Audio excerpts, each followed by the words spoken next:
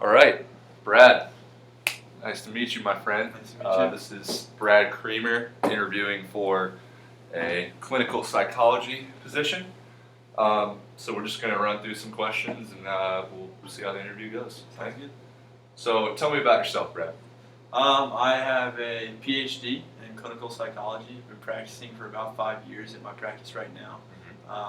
Don't really have the amount of clients that I'm looking for, and I think that if I were to move to your clinic, that not only would I be able to bring the clients that I have, but also help a lot of people at your clinic.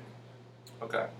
So can you tell me a little bit more about your PhD in clinical psychology? Yeah, so I got an undergrad at George Mason University, and then proceeded to go to med school and receive my PhD in clinical. And like I said, I've been practicing for a few years, so pretty experienced. And that was actually my next question. What about your experience? So been practicing for a few years. I've seen a wide range of patients with different diagnoses. So there's not much that's going to surprise me. Right. And I've kind of been through the ropes. So like I said, I think I'll be able to help the clinic a lot. Gotcha. Very good. Very good. So what motivates you? What motivates me? Well, as a clinical psychologist, obviously, when you get into the medical field, you're there to help people. So what motivates me is being able to see as many people as I can each day and getting them through their day-to-day life, getting them through their demons, and getting them to the brighter spot in their day and helping them live productive, happy, and successful lives. Sure. So with that being said, how do you think you can motivate your coworkers and your patients? As a clinical psychologist, it's a lot like being on a sports team. And for your coworkers or your patients, I think you do the best work when you lead by example. So for me, that would just be coming in on time every day, working as hard as I can, doing the most benefit I can to all my patients, and showing my coworkers that I'm there to help the practice and help the clinic as much as I can. Team player for sure. Okay. So what is your ideal work environment? Ideal work environment is a environment where I'm working along with colleagues. It's not client number based or anything like that. It's one mission statement, and that is to help our clients and help our patients, and just a good atmosphere and people who are there to do the job that we're there to do and tell people. Gotcha. Awesome.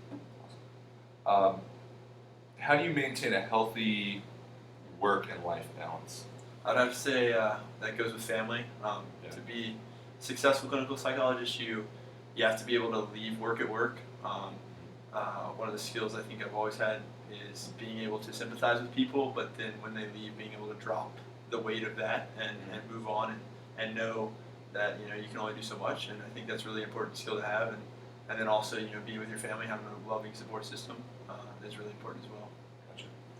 Very good. Very good. So if you were to step into a managerial role, what type of corrective measures would you use to deal with unacceptable behavior? For unacceptable behavior, being in a medical field, unacceptable behavior is something you cannot tolerate. So I think you have to implement immediately. Maybe weekly meetings, things like that. Make sure the standards were well known, and everybody was on the same page. And then from there on, you pretty much have to rule with a pretty heavy stick, just because being in a medical field, everything heightens as far as risk and rewards. So probably making sure that everybody was on the same page and there was no excuse for not knowing. But then after that, you'd have to carry a pretty heavy stick. So how would you deal with them any differently if it had to do with performance? Performance. So, with a minor in industrial organizational psychology, I understand, workplace and how people interact.